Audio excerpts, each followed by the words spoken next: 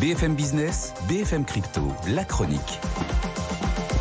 Et Antoine, pas d'impact sur le marché des cryptos de l'attaque du Hamas. Ça continue de monter sur les cryptos.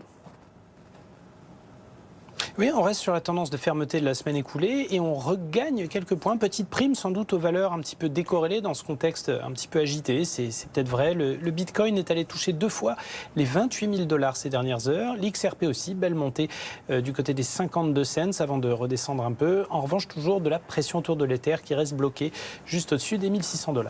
Et Antoine, focus sur la BRI, la Banque des règlements internationaux, qui se lance dans un chantier pharaonique, surveiller l'ensemble du marché des cryptos. Oui, le nom du projet veut tout dire, c'est Atlas. Atlas, c'est le titan de la mythologie grecque qui portait le monde sur son épaule. C'est dire l'ampleur du truc. En fait, la BRI souhaite s'équiper d'un système de supervision totale du marché crypto. Alors déjà, dans un premier temps, d'avoir accès à la supervision des transactions sur les plateformes centralisées et à partir d'un certain montant. C'est plus un outil pour avoir une vue d'ensemble qu'une sorte de tentative de contrôle systématique de toutes les transactions. Là, ce serait rigoureusement infaisable dans l'état actuel des choses.